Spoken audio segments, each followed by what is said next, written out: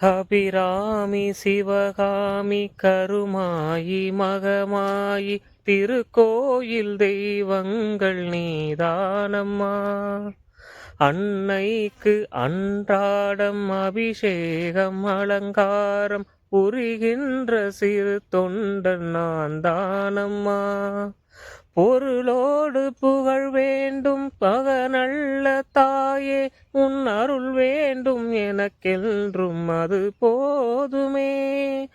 அடுத்திங்கு பிறப்பொன்று அமைந்தாலும் நான் உந்தன் மகனாக பிறக்கின்ற வரம் வேண்டுமே.